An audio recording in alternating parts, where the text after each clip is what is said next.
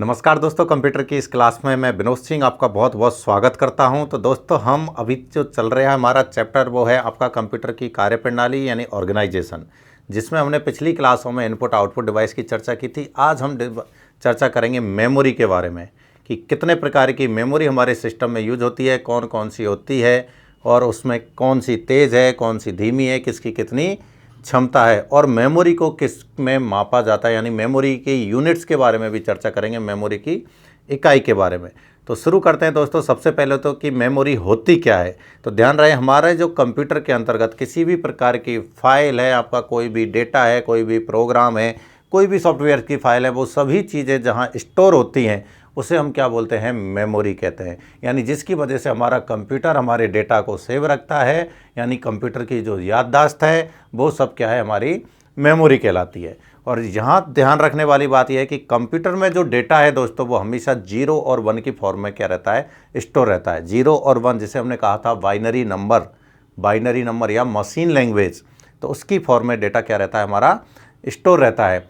दूसरी बात ध्यान रखनी है, जहाँ हमारा डेटा स्टोर है, जैसे मान लीजिए कोई हमारी फाइल है, वो जिस जगह पर स्टोर है हमारी डिवाइस में उसे बोलते हैं मेमोरी एड्रेस। क्या बोलेंगे, मेमोरी एड्रेस। तो इस तरीके से सबसे पहले हम जानते हैं मेमोरी क्या होती है, कैसे इसमें डाटा स्टोर होता है और उसको किस में मापा जाता है, मेमोरी की इकाई के बारे में।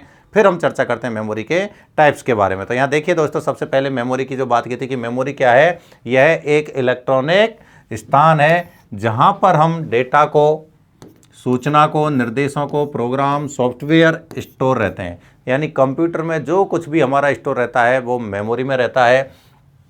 मेमोरी में सभी डेटा और सूचनाएं किसकी फॉर्म में होते हैं, 0 और 1 की फॉर्म में होते हैं, जिनको हम क्या बोलते हैं, बाइनरी नंबर भी बोलते हैं या मशीन लैंग्वेज के रूप में भी हम इनको बोलते हैं। तो मशीन लैंग्वेज पूरा 0 और 1 पर आधारित होती है। दूसरा देखिए, मेमोरी में डेटा जिस स्थान पर होता है उसे हम किस नाम से जानते हैं, मेमोरी एड्रेस के नाम से जानते हैं। यानी हमारा डेटा किस लोकेशन पर है, तो लोकेशन मतलब पता, किसका पता, मेमोरी का, तो इसे क्या नाम दिया, मेमोरी एड्रेस। तो दोबारा से देख लें, मेमोरी क्या है, मेमोरी कुछ नहीं, एक इलेक्ट्रॉनिक डिवाइस है एक तरीके की, या इलेक्ट्रॉनिक स्पेस है जहां हम हमारे सभी प्रकार के डेटा को, जिसमें हमारा सूचना भी है, डेटा भी है, इंस्ट्रक्शंस भी हैं, प्रोग्राम भी हैं, सॉफ्टवेयर से रिलेटेड सभी प्रकार के डेटा को स्टोर रखते हैं। तो ये बात आपको ध्यान रखनी है। और जहाँ जिस लोकेशन पर उसे रखा गया उसका पता मेमोरी एड्रेस के नाम से जाना जाता है। दूसरी बात करते हैं, मेमोरी में कितना डाटा स्टोर है उसे किससे मापेंगे, मेमोरी की इकाइयों से। किससे नापेंगे, मेमोरी की इकाइयों से। और मेमोरी की जो इकाई है, ध्यान रहे हमने बात की थी किसकी फॉर्म में थी, 0 और 1 की फॉर्म में, तो उसको बोलते हैं बिट। 0 और 1 को हम क्या बोलते हैं, बिट। और वो बिट ही हमारी सबसे छोटी इकाई होती है। मेमोरी के मेजरमेंट के लिए सबसे छोटी इकाई कौन सी होती है, तो उसका आंसर क्या होगा, बिट। और बिट कितनी होती हैं, तो 2, 0 और 1। ऐसी यदि हम 4 बिटों को मिला दें तो वो एक निबल का निर्माण करती हैं, और यदि 8 बिट को मिला दें तो एक बाइट का निर्माण करती हैं। और एक बाइट का क्वेश्चन बहुत ज़्यादा रिपीट होता है दोस्तों, क्योंकि देखो सिंपल सा एक क्वेश्चन आ जाता है कि यदि हमें कोई एक अक्षर है, कोई भी एक कैरेक्टर है, वो यदि हमें हमारी मेमोरी में स्टोर करना है तो वो कितना स्पेस लेगा। तो एक कैरेक्टर को स्टोर करने के लिए हमें 1 बाइट की ज़रूरत होती है, और 1 बाइट का मतलब हो गया 8 बिट की ज़रूरत होती है। तो इन सभी इकाइयों के बारे में हम यहाँ पर चर्चा करते हैं। देखिए, मेमोरी की सबसे छोटी इकाई कौन सी है, बिट होती है। और सबसे बड़ी जो इकाई है वो क्या है, जियोप बाइट है। कौन सी है, जियोप। हमारे सिस्टम के अनुसार अभी तक जियोप बाइट सफिशिएंट है, अदरवाइज इसके आगे भी हमारे सर्वर्स वगैरह जो बड़ी बड़ी कंपनियां यूज करती हैं वहाँ पर जियोप से भी आगे मेमोरी आ चुकी है, सघन बाइट भी आ चुकी है, पिज़ा बाइट भी आ चुकी है। तो यदि हम सर्वर बेस पर जाएंगे तो वहाँ तक पिज़ा बाइट तक भी हमारी मेमोरियाँ आ चुकी है। लेकिन अभी हमारे एग्जाम के अनुसार यदि हम देखेंगे तो हमें जियोप बाइट तक भी सफिशिएंट आंसर मिल जाएगा। दूसरा, मेमोरी में जो एक अक्षर के डेटा को यदि हम स्टोर करते हैं तो उसके लिए किसकी ज़रूरत होती है, 1 बाइट की ज़रूरत होती है। मैं आपको बता चुका हूँ ऑलरेडी। तो चलो इकाइयों के बारे में देखते हैं। सबसे पहले तो यहाँ पर देखिए आपके सामने हमने बात की थी 0 और 1 की।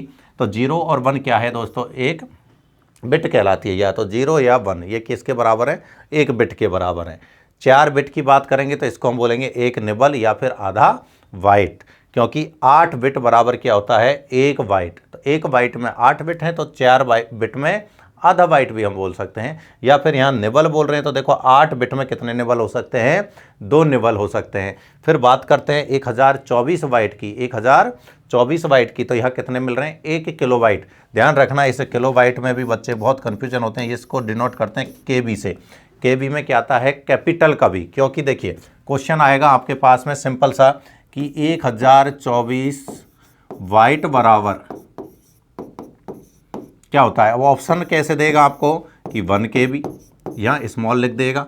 ऑप्शन बी क्या देगा, 1 KB, यहाँ भी 1 KB, यहाँ भी 1 KB, और कुछ ऑप्शन दे देगा, हो सकता है 1 MB दे दे, हो सकता है आपके पास में 1 GB दे दे, इस तरीके के ऑप्शन देगा। अब आंसर क्या है, तो बच्चे क्या करते हैं जल्दबाजी में 1 KB, वहाँ देखते हैं हाँ 1 KB, आंसर करके आ जाते हैं, जबकि गलत है। जो स्मॉल बी होता है ये डिनोट करता है दोस्तों बिट को, और कैपिटल बी होता है ये किसको करता है, बाइट को। तो ये यहाँ पर विशेष बात ध्यान रखने वाली है। और 1024 KB मिलकर के क्या बनाते हैं, 1 मेगाबाइट यानी कि 1 MB, और 1024 MB मिलकर के क्या बनाते हैं दोस्तों, 1 GB। तो 1 GB तक भी आपने आराम से सुना होगा। फिर 1024 GB मिलकर के 1 टेराबाइट यानी TB। ये जनरली आजकल लैपटॉप वगैरह में जो हार्ड डिस्क आती है उसकी क्षमता यहाँ तक तो आने लगी है। सामान्य रूप से आप भी यदि मार्केट में जाके देखेंगे तो वहाँ पर 1 TB तक की हार्ड डिस्क आपके सिस्टमों के लिए अवेलेबल ईजिली हो जाती है।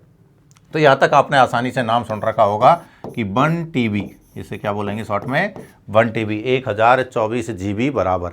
इससे आगे आपको ये सीक्वेंस वाइज ध्यान रखनी है, क्योंकि बीच में से कोई भी 4 ऑप्शन उठा के देगा और क्वेश्चन पूछ लेगा निम्न में से कौन सी सबसे छोटी इकाई है और कौन सी सबसे बड़ी इकाई है। तो देखिए 1 टेराबाइट के बाद 1024 टेराबाइट में कितने होते हैं, 1 पेटाबाइट, PB क्या है ये, PB। 1024 पेटाबाइट बराबर 1 एक्साबाइट, ये बोलते हैं EB, क्या है, 1 EB। और 1024 एक्साबाइट बराबर 1 जेटाबाइट, ZB। और 1024 जेटाबाइट यानी ZB बराबर 1 योटाबाइट यानी YB, क्या है, YB। और 1024 योटाबाइट बराबर 1 ब्रोंटोबाइट, 1 ब्रोंटोबाइट का मतलब हो गया आपका BB। और 1024 ब्रोंटोबाइट बराबर 1 जियोप, जियोप को भी यदि आप शॉर्ट में दिखाएंगे तो G*B, 1 जियोप बाइट मतलब G*B लगा के दिखाते हैं इसको शॉर्ट्स में। और आगे यदि आपको सर्वर्स पर रिक्वायरमेंट करे, इससे आगे भी पूछ ले, तो ध्यान रखना है कि 1024 जियोप बराबर, जियोप बाइट बराबर यहाँ आ चुका है 1 SB, SB का मतलब होता है सघन बाइट, क्या है दोस्तों, सघन बाइट। और यदि 1024 SB की हम बात करेंगे तो यहाँ आ चुका है 1 पिज़्ज़ा बाइट, खाने वाला पिज़्ज़ा नहीं है, ये पिज़्ज़ा बाइट एक इकाई है। शॉर्ट में लिखोगे तो क्या लिखोगे, P*B, क्योंकि PB हम ऑलरेडी लिख चुके हैं। तो इस तरीके से भी क्वेश्चन पूछ लिया जाता है। विशेषकर ध्यान रखें ये सिंपल इकाई है दोस्तों, क्या है, इकाई, जिनके बारे में आपको पता होना चाहिए। बीच में से कोई भी 4 ऑप्शन दे देगा, कि जैसे ये 4 ऑप्शन दे दिए आपको, ये लो, अब पूछ लेगा इन चारों में से सबसे छोटी इकाई कौन सी है, तो हम आंसर देंगे PB, पेटाबाइट। इनमें से सबसे बड़ी इकाई कौन सी है, तो YB, ठीक है। और वैसे सामान्य तौर पर सबसे बड़ी कौन सी है, जियोबाइट। और आगे जाएंगे तो सबसे बड़ी कौन सी होगी है, पिज़्ज़ा बाइट।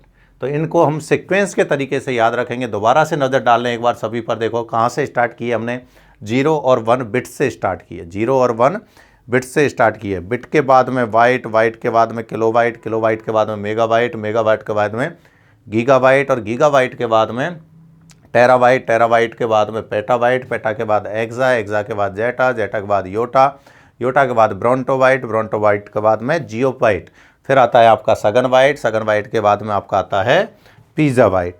तो इनके बारे में आपको सभी को ध्यान में रखना ही रखना है। चलिए आगे चर्चा करते हैं। इसके बाद में यहाँ से और भी क्वेश्चंस आपके बनते हैं, एक बार उनकी चर्चा कर लेते हैं। जैसे अभी एक क्वेश्चन और आया था कि 1024 गुणा 1024 गुणा 1024 बाइट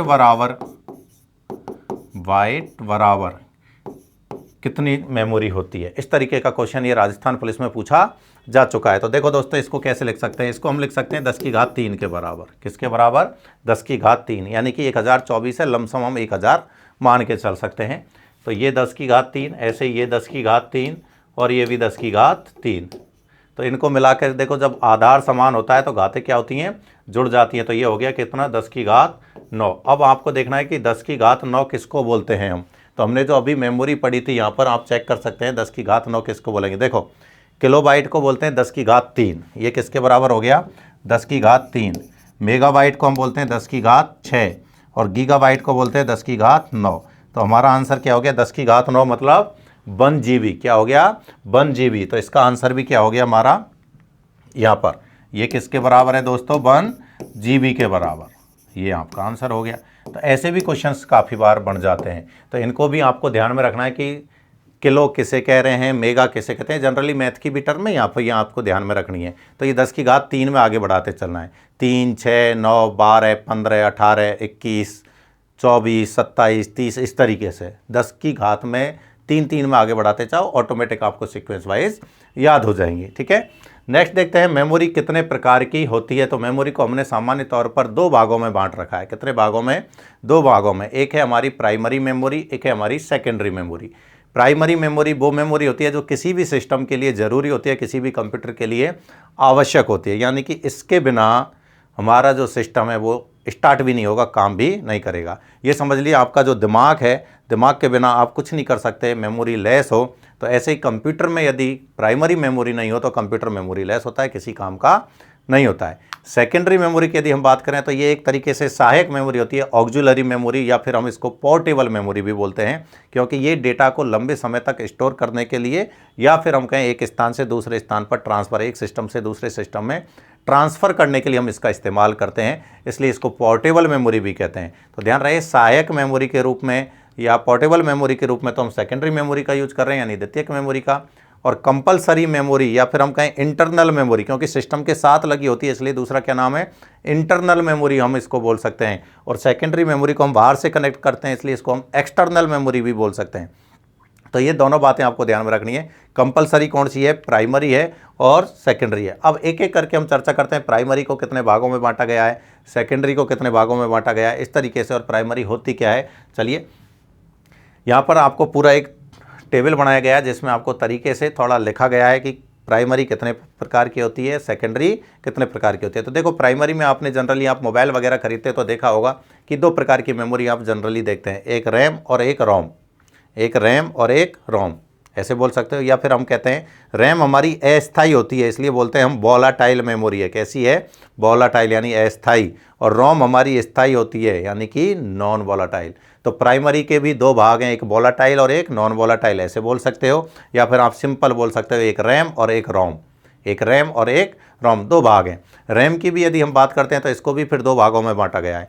रैम को भी कितने भागों में बांटा गया है, 2 भागों में। एक है एस रैम और एक है डी रैम। S4 होता है स्टैटिक रैम और D4 होता है डायनामिक रैम। आगे करके हम इनकी चर्चा करेंगे, कौन सी तेज़ है, कौन सी धीमी है, कौन सी किसकी बनी हुई होती है, किस यूज में ली जाती है। तो इनकी आगे हम अभी चर्चा करेंगे, अभी सिर्फ टाइप्स पर चर्चा करते हैं। दूसरी यदि हम बात करें रोम की, तो रोम के भी कितने प्रकार हैं दोस्तों, 3 प्रकार हैं। सबसे पहले जो यूज में ली जाती थी उसे हम बोलते थे PROM, programmable read only memory. Programmable read only memory. उसके बाद आई थी EPROM, erasable programmable read only memory. Erasable जैसे मिटाया जा सके, प्रोग्रामेबल जैसे कभी मिटाया ना जा सके, एक बार डेटा डाल दिया उसके बाद आप उसका यूज कर सकते हो, लेकिन उसके डेटा को कभी भी डिलीट नहीं कर सकते। लेकिन जब शब्द जुड़ गया इरेजेबल, मतलब आप उसे डिलीट कर सकते हो, लेकिन किसी खास फंक्शन के द्वारा। तो यहाँ पर हम पढ़ेंगे पराबैंगनी किरणों के द्वारा हम इसके डेटा को डिलीट कर सकते हैं। उसके बाद आई हमारे पास में EEPROM, मतलब इलेक्ट्रिकली इरेजेबल। इलेक्ट्रिकली इरेजेबल, जिसका हम वर्तमान में हमारे सिस्टमों में जो यूज आती है वो है EEPROM, यानी इसके लिए आपको किसी पराबैंगनी किरणों की जरूरत नहीं है। तो ये भी हम आगे अभी एक एक करके चर्चा करेंगे।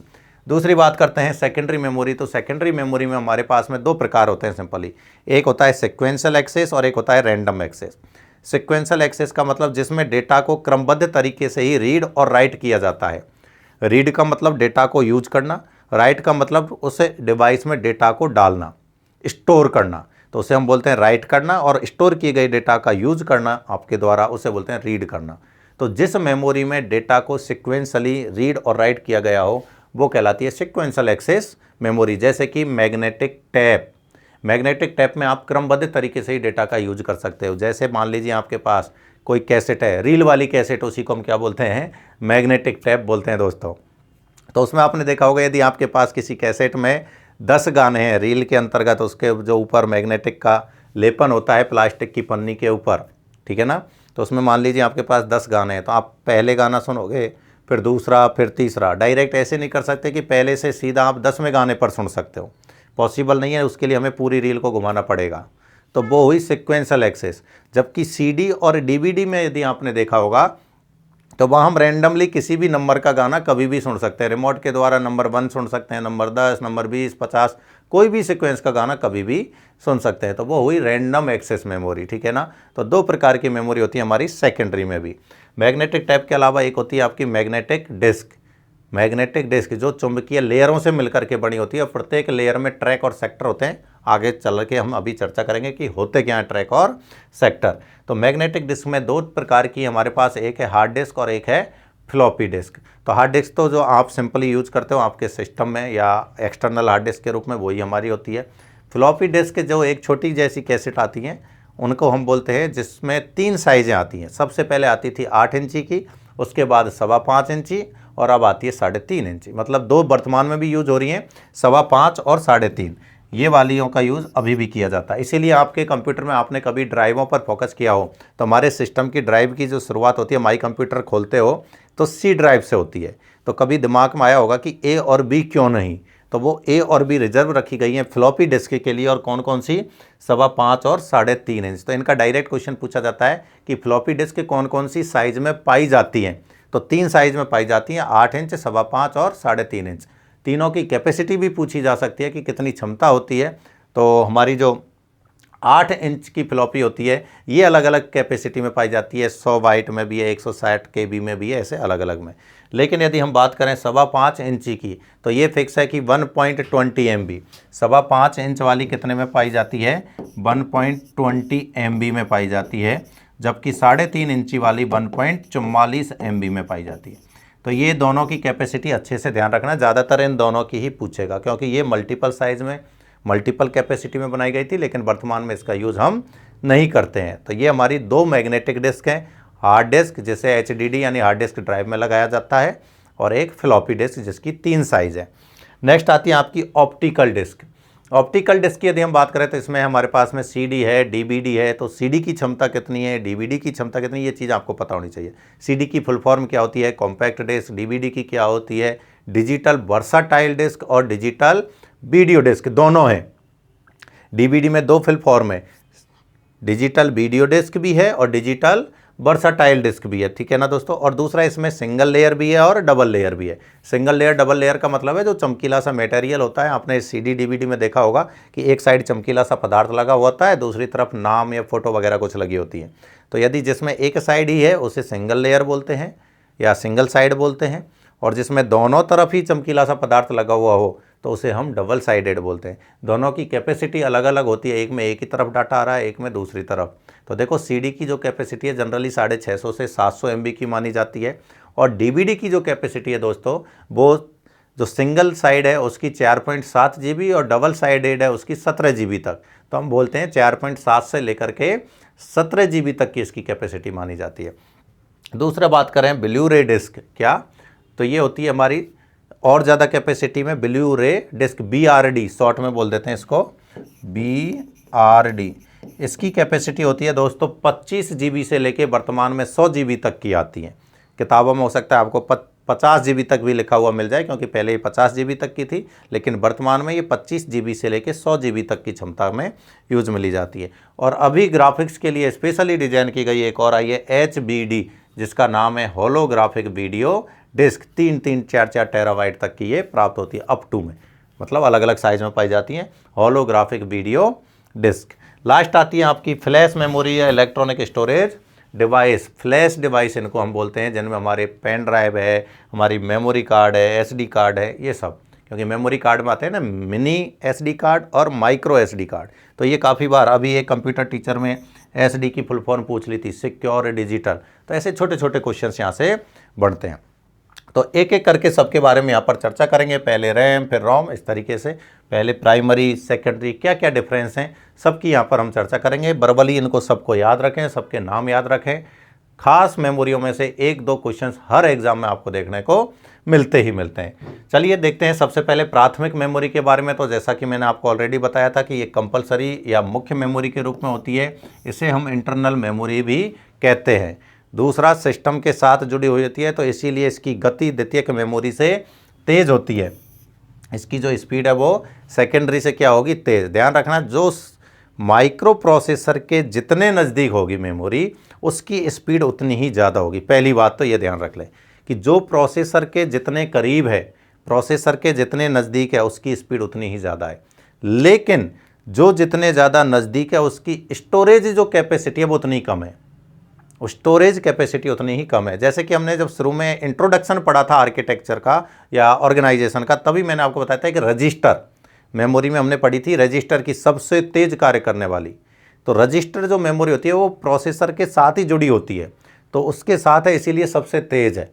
लेकिन उसकी जो स्टोरेज क्षमता है वो सबसे कम होती है। तो जैसे जैसे प्रोसेसर से दूरी बढ़ती जाएगी, स्पीड कम होती जाएगी और स्टोरेज बढ़ती जाएगी। तो सबसे ज़्यादा दूरी पर कौन होती है, सेकेंडरी मेमोरी। तो इसीलिए सेकेंडरी मेमोरी की जो स्टोरेज क्षमता है वो सबसे ज़्यादा होती है, लेकिन स्पीड सबसे कम होती है। तो ऐसे भी आप याद रख सकते हैं। इसका मैं एक लास्ट में आपको ब्लॉक डायग्राम बना दूंगा, जिससे आपको रटने की ज़रूरत नहीं पड़ेगी, सिर्फ एक बार समझेंगे और याद हो जाएगा। दूसरा देखिए, डेटा प्रोसेसिंग के दौरान किस में काम आती है, प्राइमरी मेमोरी में होता है। यानी कि जो भी प्रोसेसिंग होती है सिस्टम की, सारा किस में, प्राइमरी मेमोरी में है। किसमें है, प्राइमरी में। ये भी हमारी दो प्रकार की है, एक तो रैम और एक रोम। तो देखते हैं दोनों में क्या डिफरेंस है रैम और रोम में। देखिए भाई, रैम का पूरा नाम क्या है, रैंडम एक्सेस मेमोरी, और रोम का पूरा नाम क्या है, रीड ओनली मेमोरी। रैम कैसी मेमोरी है, मुख्य मेमोरी है, लेकिन अस्थायी मेमोरी है। कैसी है दोस्तों, अस्थायी मेमोरी। जबकि रोम कैसी है, स्थायी मेमोरी। तो अस्थायी मेमोरी को तो हम बोलते हैं वोलाटाइल मेमोरी, और स्थायी मेमोरी को हम बोलते हैं नॉन वोलाटाइल मेमोरी। तो ये मैं आपको पहले ही चर्चा में मोटा मोटा बता चुका हूँ। एक होती है वोलाटाइल और एक नॉन वोलाटाइल। वोलाटाइल में आती है हमारी रैम और नॉन वोलाटाइल में आती है रोम। उसके बाद देखिए, इसमें डेटा को लिखा और पढ़ा जा सकता है। यानी आप जो भी काम करते हो सिस्टम पर, तो हमेशा ध्यान रखना आप कौन सी मेमोरी का इस्तेमाल करते हो। कार्य करने के लिए आवश्यक मेमोरी है रैम। यानी आप कुछ भी डेटा टाइप कर रहे हो, लिख रहे हो, कुछ भी कर रहे हो, तो सारी की सारा काम किस में होता है, रैम में होता है। और जब उस किए गए काम को सेव करते हैं तो स्टोर करने का काम कौन करती है, रोम करती है। तो यहाँ तो हम बोलते हैं यहाँ हम रीड और राइट दोनों का काम कर सकते हैं, लेकिन यहाँ पर हम राइट नहीं कर सकते, सिर्फ रीड करते हैं। तो रोम जो मेमोरी है वो सिर्फ रीडेबल है, यानी यहाँ डेटा को सिर्फ पढ़ा जा सकता है, इसमें एडिट नहीं किया जा सकता। एडिट करने के लिए आप जैसे ही उस फाइल को ओपन करेंगे, वो उसकी तुरंत एक कॉपी कहाँ पर आ जाएगी, रैम में आ जाएगी। तो ये बात हमेशा दिमाग में क्लियर रखनी है कि किसी भी कार्य को करने के लिए ज़रूरी जो मेमोरी है, प्रोसेसिंग के लिए जो ज़रूरी मेमोरी है, वो है रैम, और उस कार्य को सेव करने के लिए रोम। यानी रीड और राइट दोनों काम करने हैं तब तो रैम का यूज करो, और सिर्फ रीड करना है तो रोम का यूज करो। कीबोर्ड या अन्य किसी भी इनपुट डिवाइस से इनपुट किया गया डेटा कहाँ स्टोर होता है, रैम में। जब रोम का निर्माण किया जाता है तो उसी समय कंपनी द्वारा रोम में डेटा स्टोर कर दिया जाता है पहले से ही, क्योंकि जब हम कंप्यूटर लाते हैं तो हमारा ऑपरेटिंग सिस्टम आता है और उसके जो प्रोग्राम्स आते हैं वो ऑलरेडी किस में आते हैं, रोम में आते हैं। जैसे आप पेन ड्राइव लाते हो, देखो सिंपल सी एक उदाहरण पेन ड्राइव से समझा देता हूँ। आप लाते हो, मान लीजिए कि 8 GB की पेन ड्राइव लाए या 16 GB की पेन ड्राइव लाए, तो क्या पूरा 16 GB या पूरा 8 GB आपको मिल जाता है? नहीं मिलता है, क्योंकि उसके जो प्रोग्राम्स होते हैं वो पहले से ही उसमें स्टोर रहते हैं, तो उनके लिए स्पेस चला जाता है। ऐसे ही हमारे यहाँ हार्ड डिस्क होती है। यदि आप लाते हो कि सर मैं 1 TB की हार्ड डिस्क लैपटॉप में लेके आया, तो आपको कभी भी पूरा 1 TB यूज करने के लिए नहीं मिलेगा। उसका 30-40 जो सी ड्राइव में होता है, कम से कम वो होता है आपके ऑपरेटिंग सिस्टम के प्रोग्राम्स, उनमें चला जाता है। 60-70 GB नॉर्मली आजकल चला जाता है, विंडो 10, 11 यूज करते हैं तो, ठीक है। दूसरा देखो, स्टोर डेटा यूजर के द्वारा बदला जा सकता है। यानी कि रैम में आप डेटा में चेंज कर सकते हो, एडिट कर सकते हो, लेकिन जो रोम में डेटा है उसमें आप एडिट नहीं कर सकते, उसे सिर्फ रीड कर सकते हो, बदला नहीं जा सकता है। कंप्यूटर के बंद, ये लाइन बहुत एग्जामों में पूछी जा सकती है और पूछी गई हुई है कि कंप्यूटर के बंद होने या पावर सप्लाई के चले जाने पर कौन सी मेमोरी का डाटा डिलीट हो जाता है? तो वो है अस्थायी यानी कि रैम। आप ध्यान रहे तब तक ही इसमें डेटा रहेगा जब तक आप सिस्टम पर काम कर रहे हो। जैसे ही आपने सिस्टम को बंद किया या आपके सिस्टम की सप्लाई बंद हो गई तो समझ लेना रैम का पूरा डाटा क्या होगा? डिलीट हो जाएगा। लेकिन रोम में जो डाटा है वो स्थायी रूप से सेव रहता है, वो कभी भी डिलीट नहीं हो सकता जब तक कि हम उसे डिलीट नहीं करें। तो ये लाइन विशेषकर ध्यान रखनी है कि ऐसी कौन सी मेमोरी होती है जिसका डेटा सिस्टम के बंद होने या फिर कंप्यूटर के बंद होने पर डिलीट हो जाता है। तो वो है रैम यानी अस्थायी वॉलेटाइल मेमोरियों में। कोई भी वॉलेटाइल मेमोरी होती है वो इसी प्रकार की होती है। जैसे रजिस्टर है वो भी वॉलेटाइल थी, वो भी अस्थायी मेमोरी थी, उसका भी डेटा तब तक ही रहेगा जब तक प्रोसेसिंग चल रही है। प्रोसेसिंग खत्म, काम खत्म, सिस्टम बंद, डेटा डिलीट। ऐसे कैसे मेमोरी हम पढ़ते हैं, कैसे मेमोरी भी, वो भी आपकी अस्थायी मेमोरी है, वो भी हमारे सिस्टम की स्पीड को बढ़ाने के लिए काम में ली जाती है। चलिए आगे देखते हैं रैम के प्रकार के बारे में। रैम के भी दो प्रकार है। कितने प्रकार हैं रैम के? दो। एक है स्टैटिक रैम और एक डायनामिक रैम। तो देखो स्टैटिक रैम है, इसको हम रिफ्रेश नहीं कर सकते। डायनामिक रैम को हम रिफ्रेश कर सकते हैं। तो अब मैं आपसे पूछ लेता हूं कि आपके सिस्टम में आप कौन सी रैम का इस्तेमाल करते हो? तो आपको पता है कि हम सर कुछ करें नहीं करें रिफ्रेश ज़रूर करते हैं। तो रिफ्रेश कौन सी रैम होती है? आपकी डी रैम। तो आपके सिस्टम में जो रैम यूज आ रही है वो कौन सी आ रही है दोस्तों? डी रैम आ रही है, ठीक है ना। और जिसे हम रिफ्रेश नहीं करते वो है हमारी एस रैम। अब एस रैम की जो स्पीड है वो डी रैम से ज़्यादा होती है। एस रैम की स्पीड डी रैम से ज़्यादा होती है। दूसरा, एस रैम जो है ये हमारी फ्लिप फ्लॉप से बनी होती है। ये भी एक बात ध्यान रख लेना, किससे बनी हुई होती है? एक इलेक्ट्रॉनिक डिवाइस आती है आपकी जिसका नाम है क्या? Flip flop. इससे मिलकर के बनी है।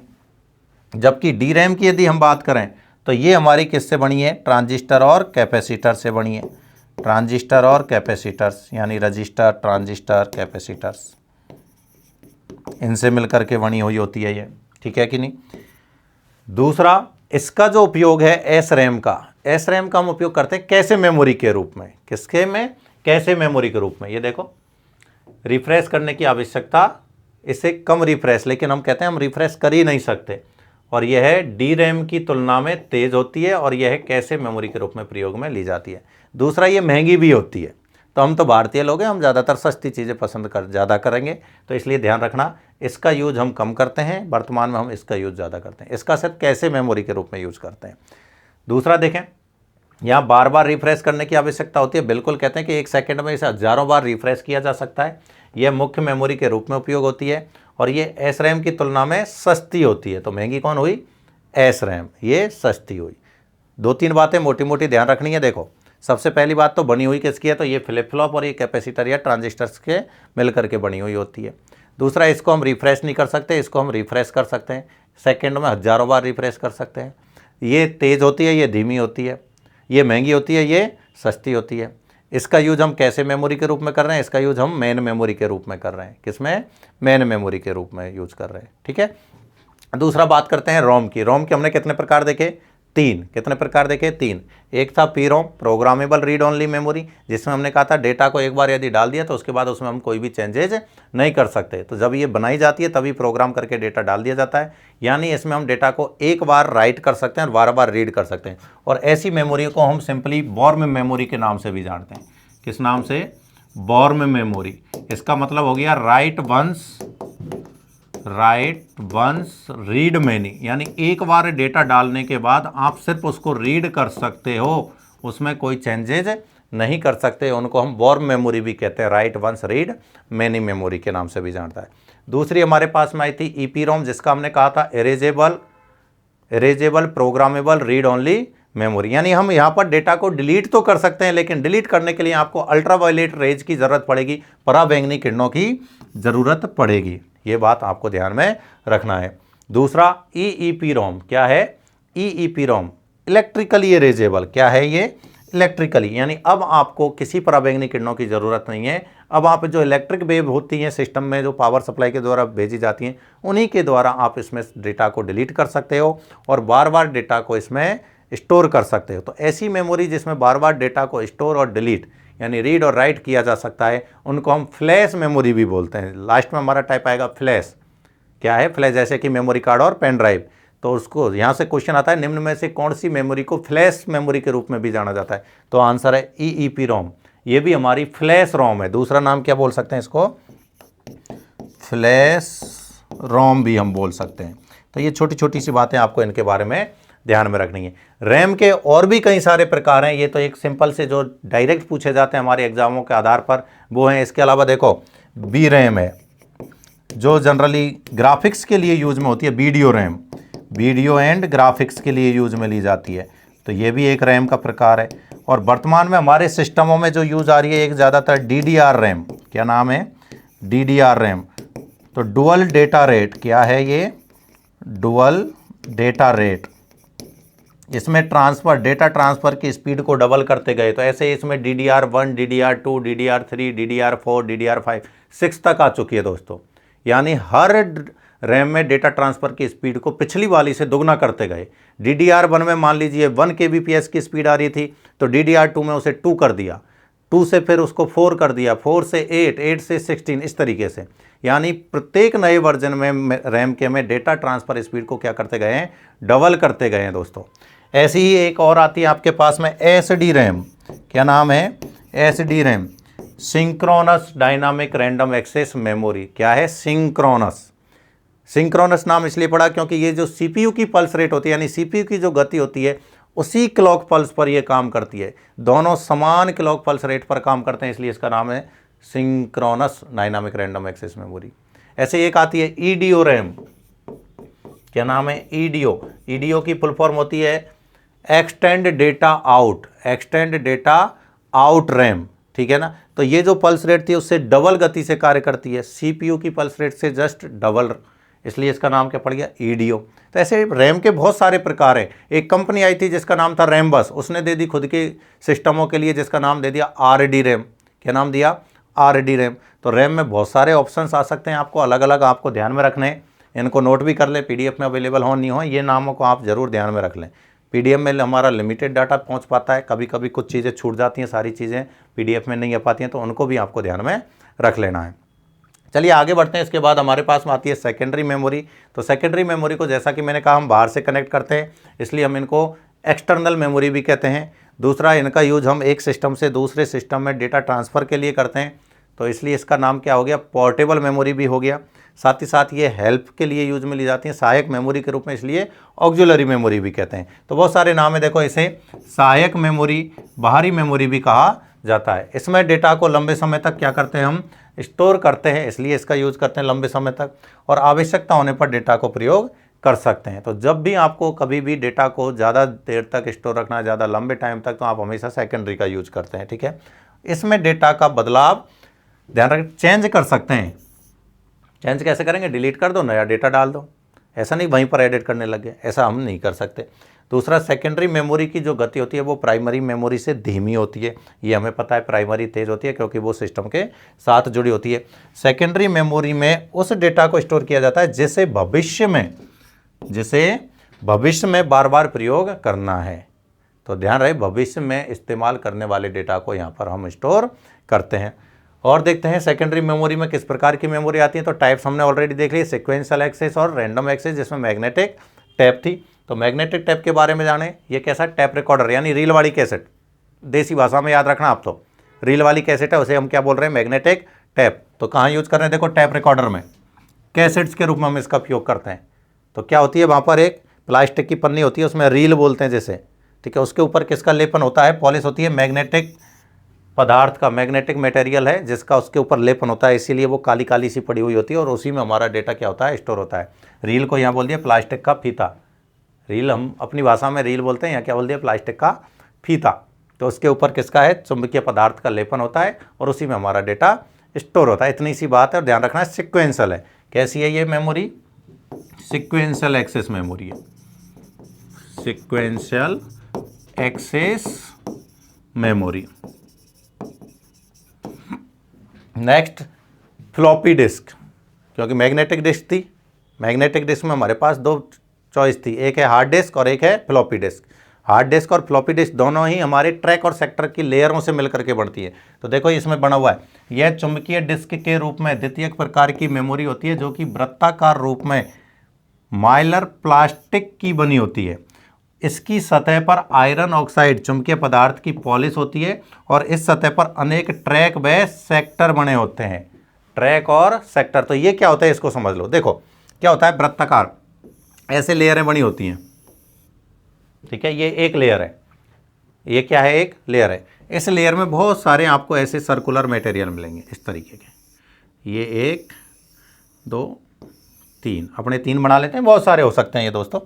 और इसके प्रत्येक उसमें ध्यान दें, इसको ऐसे बांटा गया होता है। देखो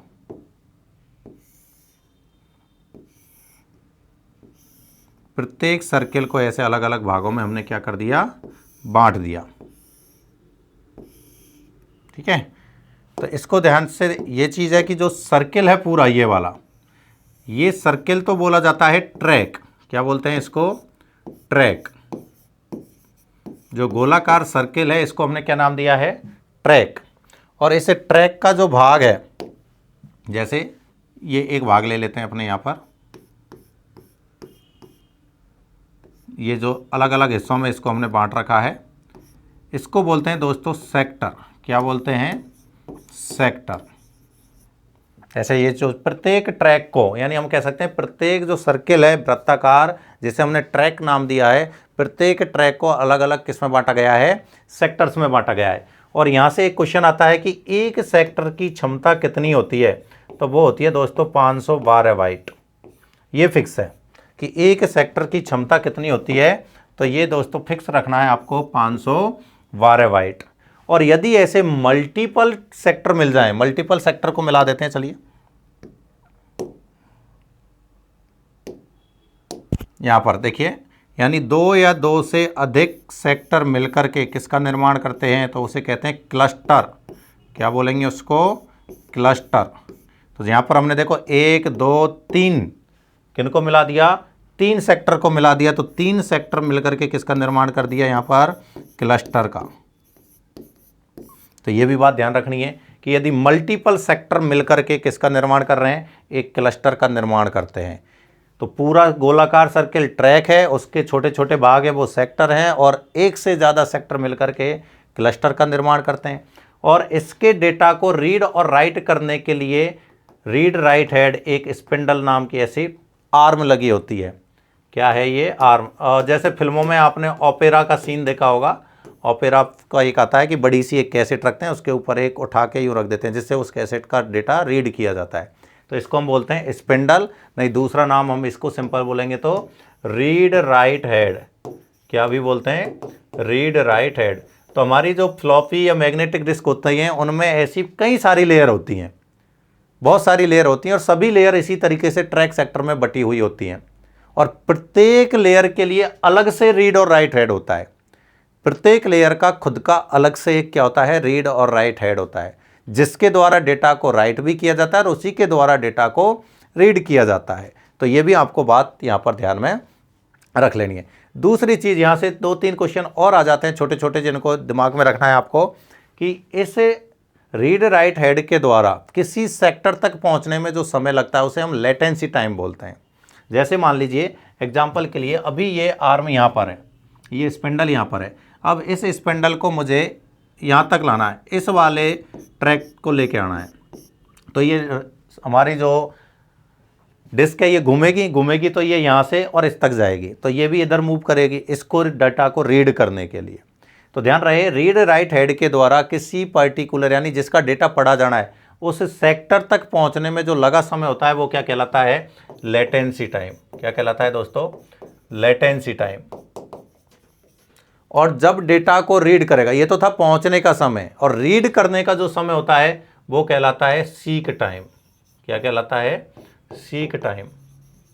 ध्यान देना, रीड राइट हेड के द्वारा किसी सेक्टर तक पहुंचने में लगा समय लेटेंसी टाइम कहलाता है, और उस सेक्टर के डेटा को रीड करने में लगा समय सीक टाइम कहलाता है। और कुल टाइम, यानी लेटेंसी टाइम और सीक टाइम दोनों को मिला दिया जाए तो ये कहलाता है दोस्तों एक्सेस टाइम। क्या कहलाता है, एक्सेस टाइम। यानी किसी सेक्टर तक पहुंचने में और उसके डेटा को रीड करने में लगा कुल समय किस नाम से जाना जाता है, एक्सेस टाइम के नाम से भी जाना जाता है। तो ये इसमें से डायरेक्ट क्वेश्चन आता है ट्रैक और सेक्टर में से इस तरीके का, इसको भी ध्यान में रखना है। प्लस आपको ये लेटेंसी टाइम, सीक टाइम और एक्सेस टाइम को भी ध्यान में रखना है। और आगे देखते हैं हार्ड डिस्क के बारे में। तो हार्ड डिस्क भी सेम ही है, क्योंकि ये भी तो मैग्नेटिक डिस्क है। तो मैग्नेटिक डिस्क वही वापस हमारे ट्रैक और सेक्टर से मिल करके बनती है। बहुत सारी लेयरें होती हैं, प्रत्येक लेयर हमारी ट्रैक और सेक्टर में बनी है। और एक सेक्टर की वैल्यू कितनी बता दी आपको मैंने, 512 बाइट। ध्यान रखना 512 बाइट, ये बिल्कुल दिमाग में सेट रख लेना कि एक सेक्टर की जो वैल्यू है ये फिक्स है दोस्तों, 512 बाइट। अब आपसे चाहे कुछ भी पूछ ले कि भाई एक ट्रैक में 20 सेक्टर हैं, एक ट्रैक में 20 सेक्टर हैं तो उसकी क्षमता कितनी होगी, तो हम 20 से गुणा करा देंगे। ये हो गया भैया 1024 और 0, ठीक है ना। तो इस तरीके से आंसर भी ढूंढ सकते हैं यदि इस तरीके का कोई क्वेश्चन आता है तो। देखो यह भी चुंबकीय डिस्क के रूप में द्वितीय प्रकार की मेमोरी होती है और ऑनलाइन स्टोरेज डिवाइस भी इसको कहा जाता है। हार्ड डिस्क किसी धातु से निर्मित अनेक डिस्क प्लेटों, तो हमने जो गोलाकार लेयर बनाई थी ऐसी कई सारी प्लेटों के रूप में होती है। और हार्ड डिस्क की सभी प्लेटों पर आयरन ऑक्साइड की पॉलिश होती है और अनेक व्रत होते हैं जिसे ट्रैक कहा जाता है। और ट्रैक के छोटे छोटे भाग को सेक्टर कहते हैं। तो यहाँ पर भी हमारे पास में वही ट्रैक है और वही सेक्टर है। तो इन बातों का विशेष में ध्यान रख लेना है। डेटा को प्लेटों पर ही स्टोर किया जाता है और सभी प्लेटों से डेटा को रीड राइट करने के लिए प्रत्येक का अलग अलग हेड होता है। कौन सा हेड है ये हेड होता है दोस्तों रीड राइट हेड। कौन सा हेड होता है प्रत्येक प्लेट के लिए, रीड राइट हेड, जिसके द्वारा डेटा को राइट भी किया जाएगा और उसी के द्वारा डेटा को रीड भी किया जाएगा। नेक्स्ट देखते हैं कॉम्पैक्ट डिस्क। कॉम्पैक्ट कौन सी, सीडी। कौन सी है, सीडी। सॉफ्ट में हम क्या बोलेंगे इसको, सीडी। सीडी की फुल फॉर्म क्या होती है, कॉम्पैक्ट डिस्क। तो ये भी हमारी एक ऑप्टिकल डिस्क में प्रकार था, सीडी डीवीडी। और इसकी जो क्षमता होती है दोस्तों सिंपली 650 से 700 MB। कितनी होती है यहाँ पर, अधिकतम 700 MB तक होती है। कितनी, 700 MB तक। और इसके डेटा को रीड या राइट करने के लिए हम लेजर किरणों का उपयोग करते हैं। डेटा का जो या तो रीड करेंगे या राइट करेंगे, यानी डेटा को कॉपी कर रहे हैं तो वो राइट करना और उसका यूज कर रहे हैं तो रीड करना। उसके लिए हम किसका यूज कर रहे हैं, लेजर किरणों का यूज कर रहे हैं। अब ये भी हमारी अलग अलग प्रकार की आती हैं। देखो सीडी रोम, सीडी रोम, और एक क्या है CDRW। CD रोम है तो इसका मतलब हो गया इसमें हम डेटा को सिर्फ रीड कर सकते हैं, राइट नहीं। एक बार राइट कर दिया उसके बाद सिर्फ रीड कर रहे हैं, तो वो तो कहलाई CD रोम। और CDRW, RW का मतलब हो गया रीडेबल भी है और राइटेबल भी है। दोनों काम हम इसमें कर सकते हैं, रीडेबल भी और राइटेबल भी। तो इसका नाम हो गया CDRW। फिर आती है आपकी DVD। एक CD रोम का भी कॉम्पैक्ट डिस्क, रोम की रीड ओनली मेमोरी। इसमें डेटा को केवल पढ़ा जा सकता है। तो जैसे हमारी रोम थी स्थायी मेमोरी, रैम और रोम सेम उसी की तरह काम करेगी, रोम की तरह सारी प्रॉपर्टी वही होंगी इसकी, ठीक है ना। और CDRW का मतलब हो गया रीडेबल भी और राइटेबल भी। इसमें दोनों काम कर सकते हैं। डेटा को रीराइटेबल, रीराइटेबल मतलब रीड भी करो और दोबारा से राइटेबल भी करो, यानी पुराना डेटा डिलीट कर सकते हो, नया डेटा डाल सकते हो, उसका मतलब। डिजिटल वीडियो डिस्क और डिजिटल वर्सटाइल डिस्क दोनों हैं इसकी फुल फॉर्म। किसकी है ये दोस्तों, DVD की। दोनों फुल फॉर्म है, CD के बाद आई थी। तो ये मैंने आपको बताई दो प्रकार की होती हैं, सिंगल साइड और डबल साइड। इसमें भी डेटा को रीड और राइट दोनों हम कर सकते हैं। तो सिंगल साइड की जो क्षमता होती है वो 4.7 GB होती है और डबल साइड की जो क्षमता होती है वो 17 GB होती है, 17 GB। तो एक साथ हम बोलेंगे कि DVD हमारी दो प्रकार की होगी, एक सिंगल साइड, सिंगल साइड की क्षमता होगी 4.7 GB। और कुछ की क्वालिटी हमें जो मिलेगी वो होगी क्या, डबल साइड। और डबल साइड की जो क्षमता होगी वो कितनी होगी, 17 GB। तो हमारी क्या होगी, ये 4.7 से 17 GB तक की क्षमता होती है DVD की। नेक्स्ट आती है आपकी ब्लू-रे डिस्क। क्या है, ब्लू-रे डिस्क, जिसकी क्षमता हमारी 25 GB से लेकर के 50, अब इसको कर लेना भले 100, कितनी तक होती है ये, 100 GB तक होती है दोस्तों, ठीक है। ये भी हमारी वही लेजर किरणों का यूज करती है डेटा को रीड और राइट करने के लिए। दोनों काम हम इसमें भी कर सकते हैं। नेक्स्ट हमारी HBD थी। HBD मैंने आपको बता दी ऑलरेडी, होलोग्राफिक वीडियो डिस्क। और लास्ट हमारी बचती है USB ड्राइव। USB में हमारे क्या आते हैं, मेमोरी कार्ड, पेन ड्राइव और ये सब USB पोर्ट में लगाई जाती है। और सभी डिवाइस हमारी क्या कहलाती हैं, USB डिवाइस कहलाती है। मेमोरी कार्ड में SD कार्ड, SD की भी फुल फॉर्म आपसे पूछ लिया जाए तो क्या है, सिक्योर डिजिटल। ये कंप्यूटर टीचर का क्वेश्चन है दोस्तों, कंप्यूटर टीचर में पूछा हुआ क्वेश्चन है, बहुत ही सिंपल सा। कंप्यूटर टीचर यानी अनुदेशक के नाम से जो TEACHER, कंप्यूटर अनुदेशक की जो एग्ज़ाम हुई थी उसमें ये फुल फॉर्म पूछ ली थी, छोटी सी, जो कि हमारे हर मेमोरी कार्ड पर लिखी हुई मिल जाती है जनरली। मिनी छोटा कार्ड, माइक्रो छोटा कार्ड और मिनी थोड़ा बड़ा कार्ड जो कैमरे वगैरह में यूज़ लिया जाता है। तो इस प्रकार से हमारी मेन मेमोरी कंप्लीट होती है दोस्तों। अब ध्यान रहे, एक रहेगी हमारी जैसे कैशे मेमोरी। तो कैशे मेमोरी का यहीं पर बता देता हूँ आपको, कैसे ध्यान में रखना है कि हमारा जो प्रोसेसर है उसके और मेन मेमोरी के बीच में होती है। प्रोसेसर और मेन मेमोरी, इसके बीच में एक मेमोरी लगी होती है जिसे हम कैशे मेमोरी बोलते हैं। क्या बोलते हैं? Cache memory. सिंपल है, क्या काम आ रही है? प्रोसेसर की स्पीड को बढ़ाने के लिए। और यही वो मेमोरी है जो लोकेलिटी ऑफ रेफरेंस के सिद्धांत पर काम करती है। ये भी ध्यान रख लेना एक, कि किस सिद्धांत पर काम करती है। तो लोकेलिटी ऑफ रेफरेंस के सिद्धांत पर काम करती है। कहाँ कनेक्ट होती है? मेन मेमोरी और प्रोसेसर। मेन मेमोरी में भी कभी पूछ ले तो रैम, क्या है हमारी? रैम के बीच में। तो ये बेसिक बात इसके बारे में। दूसरी चीज़, स्पीड के अकॉर्डिंग ध्यान रखना है। तो देखो, सबसे तेज है आपकी रजिस्टर। कौन सी है? रजिस्टर। उसके बाद है आपकी कैशे। तो ऐसे याद रख लेना, मैं एक ट्रायंगल बना देता हूँ। ये होगी रजिस्टर, फिर आपकी आती है कैशे, फिर आती है आपकी रैम, फिर आती है आपकी रोम, और फिर आती है आपकी सेकेंडरी। ये आती हैं सेकेंडरी। तो ऐसे आप यदि बढ़ते जाओगे तो आपकी स्पीड बढ़ेगी, और यदि आप ऐसे बढ़ते जाओगे तो आपका स्टोरेज बढ़ेगा। तो इस तरीके से आप याद रख लोगे ये ट्रायंगल के अकॉर्डिंग। तो आपको कभी भी कोई भी क्वेश्चन, कौन सी तेज़ है, कौन सी धीमी है, किस में ज़्यादा डाटा आ रहा है, किस में कम डाटा आ रहा है, वो कभी गलत नहीं होगा। तो ये ट्रायंगल आपके काफ़ी काम का हो सकता है। सबसे तेज़ रजिस्टर, लेकिन सबसे कम स्टोरेज क्षमता। सबसे ज़्यादा स्टोरेज सेकेंडरी में, लेकिन स्पीड सबसे कम। इस तरीके से ध्यान रखना है दोस्तों। तो चलिए दोस्तों, ये मेमोरी आपका टॉपिक खत्म होता है। अगली क्लास में हम ये, यानी हमने मोटा मोटा हार्डवेयर जो पार्ट था हमारा कंप्लीट हो गया है। अगली क्लास में हम चर्चा करेंगे सॉफ्टवेयर के बारे में। तो ये सीटी की क्लास के लिए काफ़ी इंपॉर्टेंट क्लास साबित होगी दोस्तों। ज़रूर ज़्यादा से ज़्यादा इस वीडियो को लाइक और शेयर करें। धन्यवाद।